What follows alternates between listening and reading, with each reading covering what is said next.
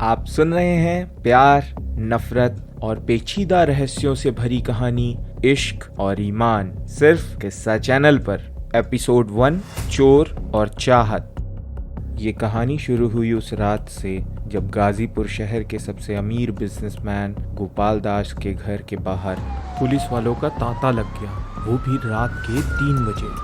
Police की गाड़ियों पर लगी लुपलुपाती लाल और नीली रोशनी से आधी रात को पूरा मोहल्ला जगमग कर रहा था।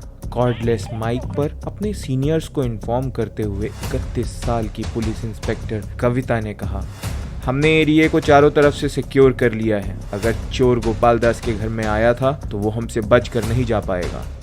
पर ये कोई नहीं जानता था कि जिस चोर को पुलिस पूरे मोहल्ले में ढूंढ रही थी उसे पहले ही पकड़ लिया गया था। गोपाल दास के छोटे भाई रामदास ने 20-22 साल के नौजवान को अपने घर की छत पर पकड़ लिया था। रामा नाम से मशहूर गोपाल दास का भाई एक सिक्योरिटी फर्म चलाता था। रामा के जीवन में सबसे बड़ी कमजोरी उसका गुस्सा और ड्रग्स थी। रात के करीब 2:30 बज रहे थे जब रामा अपने नशे में धुत हो चुका था। तभी उसे कांच टूटने की आवाज सुनाई दी। वो हकबका गया और फौरन अपनी गन निकाल ली। बड़ी होशियारी से उसने अपने कमरे का दरवाजा धीरे से खोला। दास विला किसी राजमहल से कम नहीं था। नौकर चाकर से लेके सिक्योरिटी के पुख्ता इंतजाम भी थे। ऐसे में किसी चोर का घर में घुस आना चौंकाने वाली बात तो थी ही। रामा अपने कमरे से बाहर आया तो चारों तरफ अंधेरा था। वो बिना आवाज किए अपनी रिवॉल्वर सामने की तरफ ताने उस ओर बढ़ा जहां से कांच टूटने की आवाज आई थी। रामा ने देखा घर के पिछले हिस्से की एक खिड़की का कांच किसी ने तोड़ दिया था और अब वो शख्स घर के अंदर घुस आया था।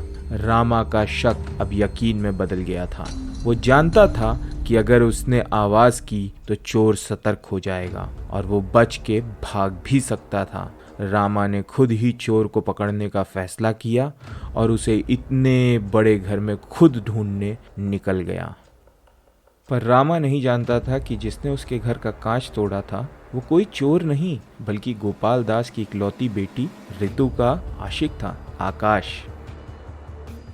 रितु 20 साल की थी और आकाश भी लगभग उसी उम्र का था। दोनों के बीच न जाने कैसी शर्त थी जिसमें आकाश को अपना प्यार सिद्ध करने के लिए आधी रात को रितु के घर में घुसना था और उसी शर्त को पूरा करने आकाश दास विला में घुस आया था। पर ऐसा नहीं कि उस रात दास विला में सिर्फ आकाश ही घुसा था। कोई था जो वहां उससे पहले पहुंच चुका था।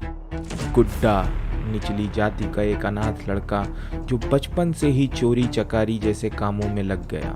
गुड्डा की खासियत थी वो पूरे बदन को इस तरह कोयले से काला कर लेता था कि किसी का उसको पकड़ पाना बहुत मुश्किल हो जाता था। उस रात आकाश के आने से पहले ही गुड्डा बड़े आराम से दास विला में घुस आया था, वो भी बिना कोई आवाज किए। आकाश ने तो कांच तोड़कर गुड्डा को मुश्किल में डाल दिया था। अब रामा पागलों की तरह पूरे घर में बंदूक लिए घूम रहा था। एक एक कमरे को जांचते हुए उसने पूरा घर छान मारा था, पर रामा को गुड्डा कहीं नहीं दिखा। उधर इस बात से अनजान आकाश किसी तरह छुपते छुपाते रितु के कमरे तक पहुंच गया था। उसने धीरे से दरवाजे को खटखटाया। रितु कच्ची नींद में सो रही थी। दरवाजे पर हुई आहट से उसकी नींद खुल गई। रितु ने समय देखा तो रात के 3 बज रहे थे। उसने तुरंत दरवाजा खोला और जैसे ही उसने आकाश को कमरे के बाहर देखा उसका मन खुशी से झूम उठा। उसने आकाश का कॉलर पकड़ा और अपने कमरे के अंदर खींचकर दरवाजा बंद कर लिया। आकाश ने बड़े ही रोमांटिक अंदाज में कहा, अब बताओ प्यार एक्सेप्ट है या नहीं। रितु तो जैसे बावली हो गई थी। उसने आकाश को गले लगा लिया और खुद को काबू करते हुए बोली, आकाश तुम पागल हो पागल। ये कहकर रितु ने आकाश के चेहरे को बड़े प्यार से पकड़ा। उसके होठों से अपने होठों को लगाकर वो किस करने ही वाली थी कि 2 लगातार चली गोलियों की आवाज से पूरा दास विला दहल उठा। नशे में डूबे रामा ने आखिर गुड्डा को छत से भागते हुए पकड़ ही लिया था। गुड्डा भागने की कोशिश में था कि तभी रामा ने उस पर गोलियां चला दी। अंधेरे में कुछ समझ नहीं आ रहा था कि गुड्डा को गोली लगी भी या नहीं। रामा को कुछ पता नहीं चल रहा था, पर गुड्डा वहां से गायब हो गया था। रामा ने बहुत ढूंढा, पर उसे वो चोर कहीं नहीं दिखा जिस पर उसने गोलियां चलाई थी। पर गोलियों की गूंज ने घर के लोगों के साथ साथ मोहल्ले वालों को भी जगा दिया था। चारों तरफ चोर चोर का शोर होने लगा था। गोपाल दास भी उठ गए और उन्होंने फौरन पुलिस कमिश्नर को फोन घुमा दिया। घर पर हो रही चहल पहल को देखकर रितु ने आकाश को फौरन घर से निकल भागने को कहा। जाहिर है अगर उस माहौल में किसी ने उसे वहां देख लिया तो बहुत गड़बड़ हो सकती थी। आकाश ने रितु को प्यार से गले लगाया और एक बार फिर बड़ी होशियारी से घर के बाहर निकल गया। बदकिस्मती से आकाश को भागने का मौका नहीं मिला क्योंकि पुलिस की गाड़ियां दास विला के बाहर पहुंच चुकी थी। अब आकाश के निकल भागने का सारा रास्ता बंद हो चुका था। अगर वो पकड़ा गया तो रितु के साथ उसकी लव स्टोरी शुरू होने के पहले ही खत्म हो सकती थी। आकाश ने देखा दास विला के गैरेज में कई लग्जरी गाड़ियां खड़ी थी।